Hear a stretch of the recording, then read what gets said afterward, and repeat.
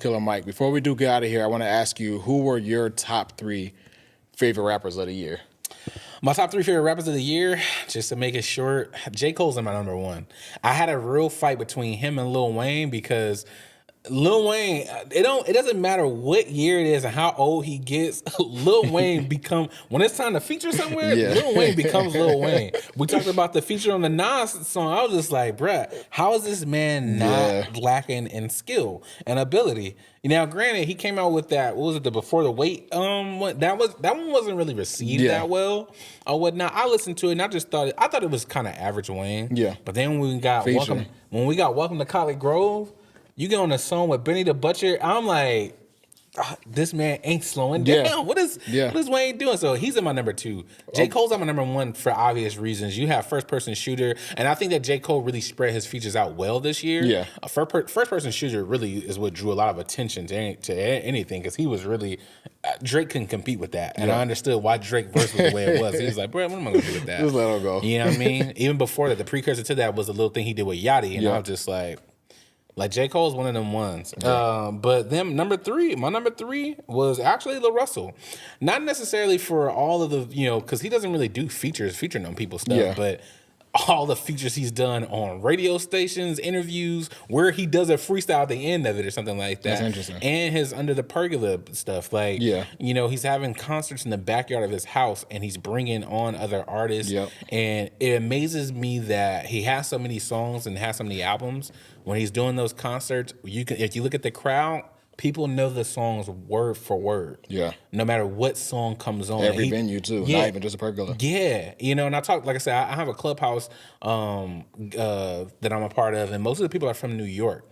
And I remember when he went out to New York and did a show, he put the tickets on sale the day before. They sold out in like 8 hours. Yeah. And one of the dudes who's the actual music producer in New York, he was like, bruh, for him to sell out that venue in like a certain amount of time, he's like, I got artists that are born and bred from New York that I've been trying to shop around and get to venues, and they can't even, even when people in their neighborhood, they can't sell that out. So he's doing something right. So shout out Lil Russell. Cole, Wayne, and Lil Russell for me. For me, my top 3 coming in number 3 for the same reason you had J. Cole number 1, surprising to everybody, is Latto. I think when we think about rappers in general, I feel like she has been widespread in her features, even though she didn't release a project this year. Yeah. Her features are always of high quality, but also when we're speaking about, there's not been a rap song in Billboard until September, she actually broke that mold as far as being the first rapper number 1 on Billboard with her feature with the K-pop artist, I think it was Young Juke, or I don't want to say his name wrong, but she had a feature with a K-pop artist, which was the first time a rapper even got to number 1 on Billboard all year, and that was like in July, I think.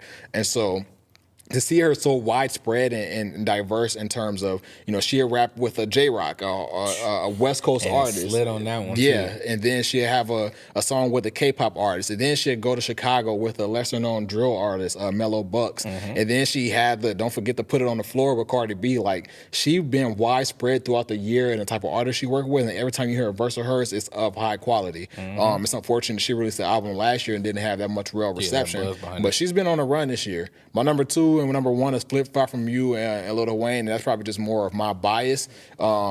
J. Cole definitely has had a great year. All the verses that we've heard from J. Cole has been great, and he has done the same thing as Latto. He hasn't stayed just within rap. I know a lot of that started from his feature with Summer Walker last year, and then it came into this year as well. He also had a feature with K-pop artists. But it's just hard for me to put Lil Wayne number 2. My brother know we've been having beef for 30 years where Lil Wayne is and where Lil Wayne isn't. Before everybody was saying Lil Wayne was the best rapper, I was claiming Lil Wayne was the best rapper. And so when I stopped claiming he was the best rapper, it hurt my soul. So to see him rapping at the quality he's rapping again now, it definitely brings a smile to my heart. And that started from the God Did feature, and it's led into this year. He had a feature with Nas. Nas is one of the greatest lyricists ever, and he slid on that. He had a song with Benny the Butcher and 2 Chainz. That whole album, Welcome to College Grove, I don't think it's one of the best albums of the year, but there are high points. Yeah, exactly. Especially the second half of the album, where it's like, okay, Lil Wayne is one of these best rappers. So shout out to Weezy, my number 1 artist of the year.